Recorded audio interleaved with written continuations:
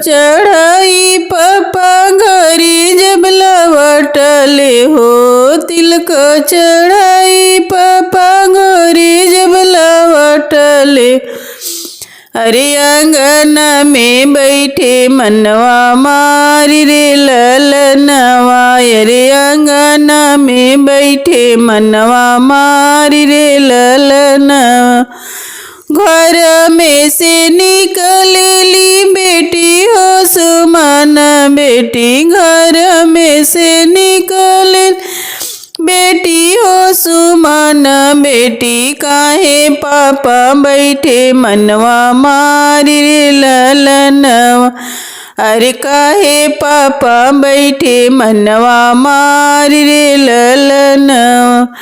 दान दहेज बेटी सब कुछ दिहानी हो। दान दहेज बेटी सब कुछ दिहानी हो। काहे खातिर उसल दामाद रे ललनवा। अरे काहे खातिर उसल दामाद रे ललनवा।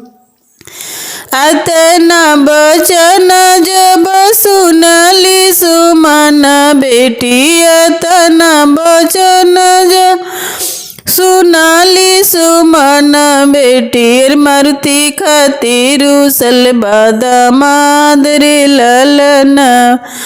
गड़िया खातिर उसल दामाद रे ललनवा। तिलक चढ़ाई चाचा घरे जब लवटले।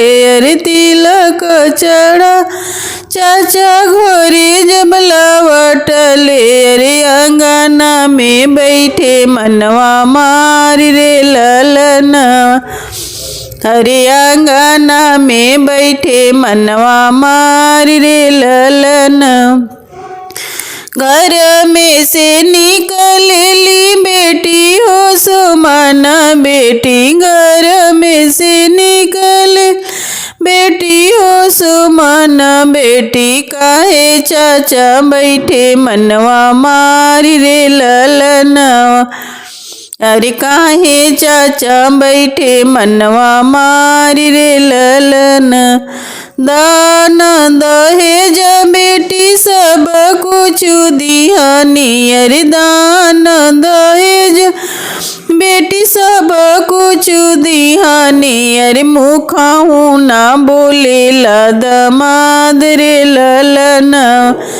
अरे मुखाहू ना बोले दामाद रे ललनवा।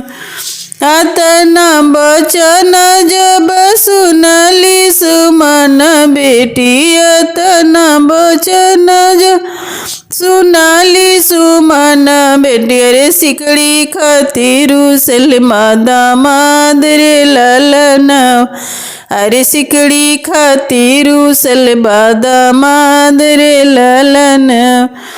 तिलक चढ़ाई भैया घरे जब लवटले।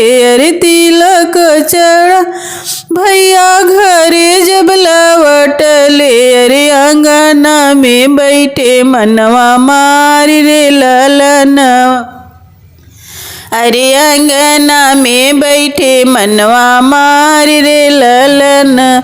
घर में से निकलेली बहनी हो सुमन बहनी। घर में से निकले बहनी हो सुमन बहनी। अरे काहे भैया बैठे मनवा मारी रे ललनवा। अरे काहे भैया बैठे मनवा मारी रे दान दहेज बहनी सब कुछ दिहानी। अरे दान दहेज बहनी सब कुछ दिहानी। अरे मुखाहू ना बोले बहनोइया रे ललनवा।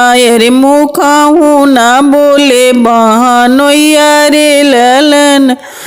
अतना बचन जब सुनली सुमन बहनी। अतना बचन जब सुनाली सुमन बहनी। सिकड़ी खातिर रुसल बहनोइया रे ललनवा।